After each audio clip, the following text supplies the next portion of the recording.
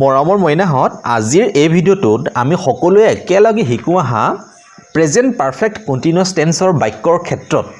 কেতিয়া সিন্স ব্যৱহাৰ কৰা হয় বা কেতিয়া ফৰ ব্যৱহাৰ কৰা হয় তেন্তে আহা আমি সকলোৱে আজি বাক্যত সিন্স আৰু ফৰৰ সঠিক ব্যৱহাৰৰ বিষয়ে আমি শিকি লম ওকে সিন্স হেইবোৰ বাক্যত ব্যৱহাৰ কৰিবা যিবোৰ বাক্যত সেই কৰ্মটোৰ কি থাকে এটা স্টাৰ্টিং পইণ্ট থাকে মানে কৰ্মটো কেতিয়াৰ পৰা আৰম্ভ হৈছিল তাৰ এটা সঠিক সময় উল্লেখ থাকে আৰু তোমালোকে ফৰ হেইবোৰ বাক্যত ব্যৱহাৰ কৰিবা যিবোৰ বাক্যত কি থাকে এটা সময়ৰ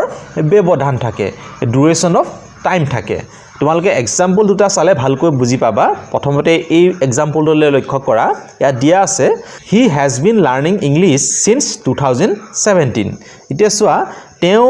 ইংৰাজী 2017 চনৰ পৰা শিকি আছে মানে ইংৰাজী কেতিয়াৰ পৰা শিকিছে তেখেতে 2017 চনৰ পৰা মানে স্টাৰ্টিং পইণ্ট মানে কৰ্মটো আৰম্ভণিৰ যেটো সময় স্পষ্টভাৱে ইয়াত মেনচন কৰা আছে মানে কেতিয়াৰ পৰা তেখেতে ইংৰাজী শিকিবলৈ আৰম্ভ কৰিছে 2017 চনৰ পৰা গতিকে যেহেতু ইয়াত স্টাৰ্টিং পইণ্ট এটা দিয়া আছে গতিকে ইয়াত তোমালোকে কি ব্যৱহাৰ কৰিবা এই ধৰণৰ বাক্যত সদায় সিন্স ব্যৱহাৰ কৰিবা কিন্তু ইয়াত চোৱা ইয়াত দিয়া আছে he has been learning English for 7 years তেওঁ 7 বছৰ ধৰি ইংৰাজী শিকি আছে মানে ইয়াত কি দিয়া আছে এটা সময়ৰ ব্যৱধান দিয়া আছে গম পাইছানে স্পষ্টভাৱে দিয়া নাই কোন চনৰ পৰা তেখেতে ইংৰাজী শিকি আছে কেতিয়াৰ পৰা শিকি আছে দিয়া নাই খালি ইয়াত কৈছে যে তেওঁ 7 বছৰ ধৰি ইংৰাজী শিকি আছে গতিকে ইয়াত এটা সময়ৰ ব্যৱধান মাত্ৰ দিয়া হৈছে কিমান যে 7 বছৰ ধৰি তেখেতে ইংৰাজী শিকি আছে গতিকে এই ধৰণৰ সময়ৰ ব্যৱধান থাকিলে তোমালোকে এই ধৰণৰ বাক্যত কি ব্যৱহাৰ কৰিবা তোমালোকে ফৰ ব্যৱহাৰ কৰিবা নেক্সট টু চোৱা it has been raining since morning বৰষুণজাক কেতিয়াৰ পৰা দি আছে ৰাতিপুৱাৰ পৰা বৰষুণজাক দি আছে মানে বৰষুণজাক আৰম্ভণিৰ সময়টো স্পষ্টভাৱে দিয়া আছে মানে ৰাতিপুৱাৰ পৰা বৰষুণজাক দি আছে গতিকে যেহেতু ইয়াত স্টাৰ্টিং পইণ্ট আছে মানে আৰম্ভণিৰ সময়টো স্পষ্টভাৱে দিয়া আছে গতিকে এই ধৰণৰ বাক্যত কি ব্যৱহাৰ কৰা হয় সিন্স ব্যৱহাৰ কৰা হয় অন্যহাতে এফেলে চোৱা it has been raining for 2 hours 2 ঘণ্টা ধৰি বৰষুণজাক দি আছে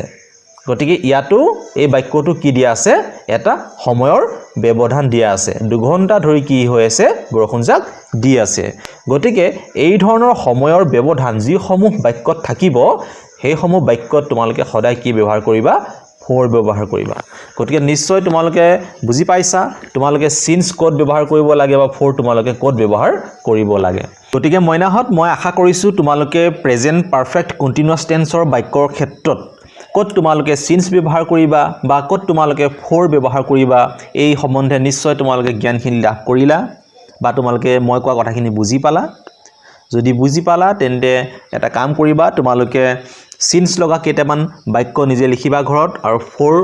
লগাই পেলাই কেইটামান তোমালোকে বাক্য ঘৰত প্ৰেক্টিস কৰিবা আৰু প্ৰেক্টিস কৰি এই সমূহ তোমালোকৰ ছাৰক দেখুৱাবা বা তোমালোকৰ ঘৰৰ জ্যেষ্ঠজনক তোমালোকে দেখুৱাবা ঠিক আছে আজিলৈ আহিছো পুনৰ তোমালোকক লগ পাম অন্য এটা ভিডিঅ তেতিয়ালৈকে তোমালোকৰ পৰা বিদায় লৈছো তোমালোকলৈ মৰম জনালো ধন্যবাদ